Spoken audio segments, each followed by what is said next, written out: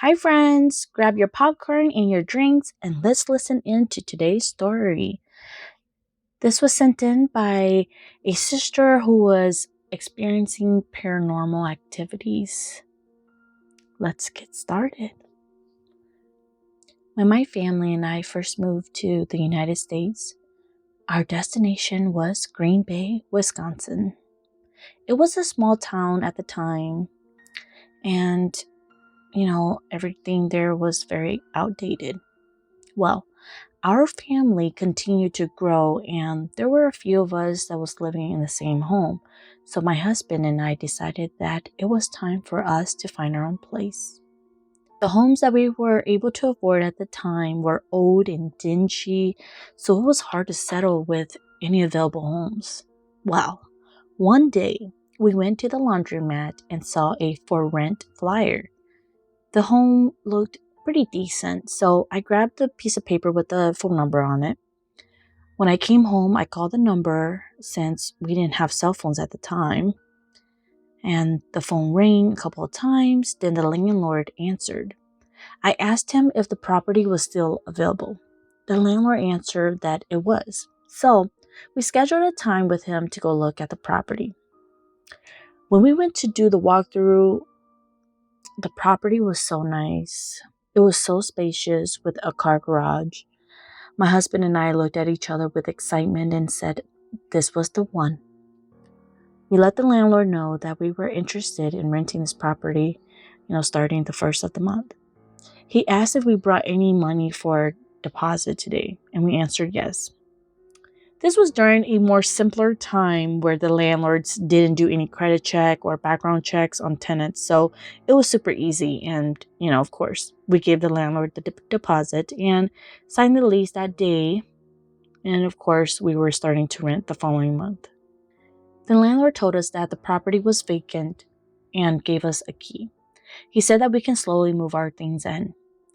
We were so excited about moving into this house as it was very nice, affordable, and spacious. It was perfect for our family. We slowly packed our things and my husband would take them over to the property.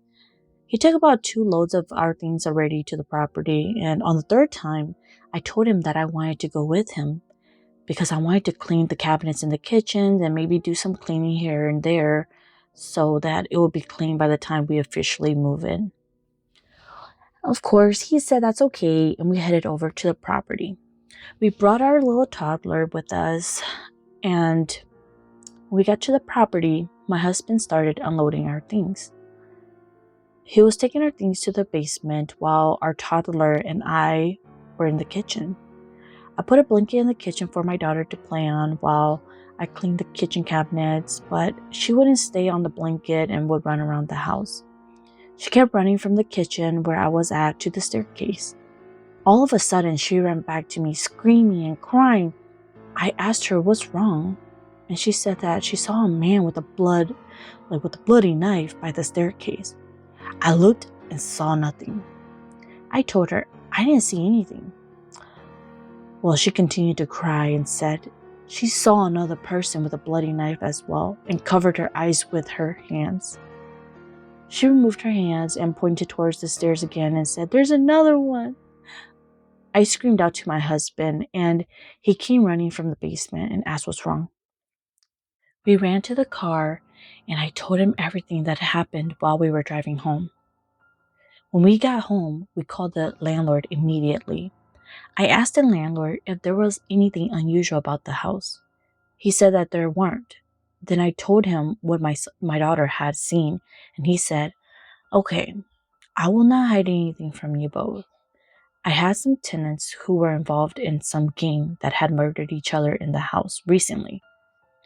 There were, a total of 6 guys. And then ever since then, any tenant who lived here has experienced paranormal activities and left. I understand if you both decide not to go forward with renting this house." My husband and I looked at each other and responded, "All right, we will no longer be renting the property. It's up to you if you want to return the deposit or not, but we have decided not to go forward." Then he answered, "That's fine. I understand and will return your deposit." We went back to the property and gathered our things. That place was so haunted that they demolished the house. He totally just knocked it down. Then, of course, we later settled for a different property and stayed there for a few years. After a few years, we decided to look for a more spacious home since our family continued to grow. We found a decent, spacious home that accommodated very well for our growing family. But what we didn't know was that this place had an entity. Every night when I was falling asleep, you know that stage when you're still half awake and half asleep? Well, I would hear a woman say to me, "Hey, scoot over so I can sleep." And I would scoot over with no hesitation. When I got up, she would be gone. This went on for a few weeks. Then finally one night, I prayed to God. And I said, "God, why am I unable to say no to this being? Why do I keep doing what she's saying?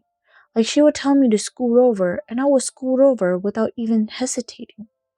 Please, God, please give me the strength to say no to her." That night, the spirit came back and told me to scoot over. Well, I was finally able to talk and respond to her. And I said to her, "Look around. This is no longer your home. All of these things in this house are all mine. Nothing in here is yours. This is no longer your home." Then she answered, "This is my home." I said to her once again, "Look around. All these things are mine. This is no longer your home." So she went and looked around the house, came back and started crying and said, "Oh no, you're right. This is no longer my home." I once more said, "Exactly. It's no longer your home. Please, just leave and do not return." She left and really she never returned. We occupied the property for some time afterwards, since there was no more paranormal activities.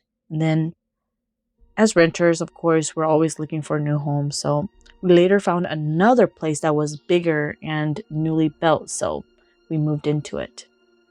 In this new home that we lived in, every day we would see a little girl walk from the stop sign to our doorstep and then disappear. This happened every day around the same time. I later had a dream of a little girl asking for us to not be scared and for us to allow her to come into our property because she was buried where our stairs were. My husband and I decided to go look at the county records and found out that our home was built on a cemetery.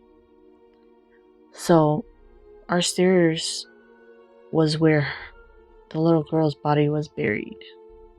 So we just left it at that and continued living because she didn't bother us or anything.